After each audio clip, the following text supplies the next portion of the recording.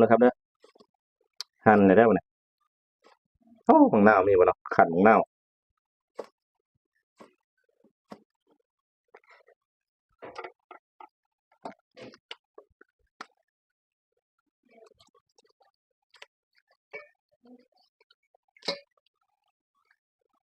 แซ่บๆเลยยังบ่ได้อาบน้ำเลยพี่น้อยจัดการกับข้าวก่อน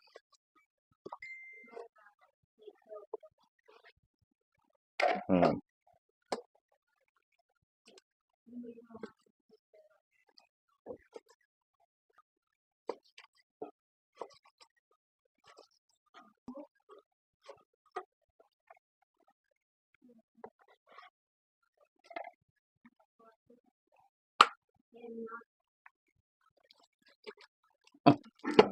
อ้าวตัวนี้ประมาณ2โลเอ้าเหี่ยซ้ำพี่น้องนี่ประมาณ2โลปลายพุ่นน่ะเฮ็ดอยู่เฮ็ดกินคือเก่าพี่น้องเอ้ยเลิกงานค่ำก็คือเก่าเฮ็ดกินคือเก่าแซ่บๆคือเก่าอืมแล้วก็สิหั่นแล้วก็คั่นเด้อบัดนี้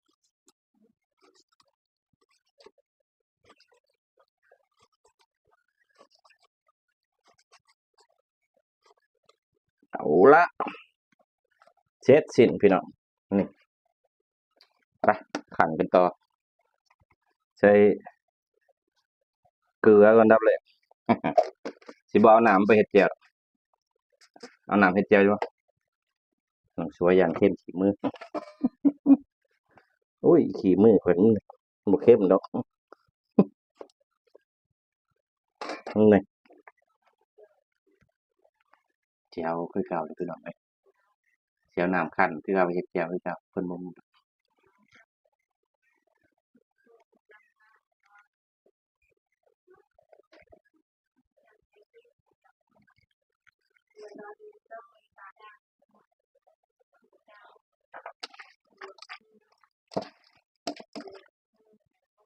อืมคั่นพี่น้องครับบ่ให้เบิ่งตอนคั่น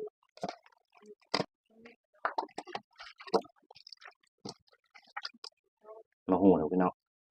เพิ่นบ่ฮู้ดอกไปน้ำใส่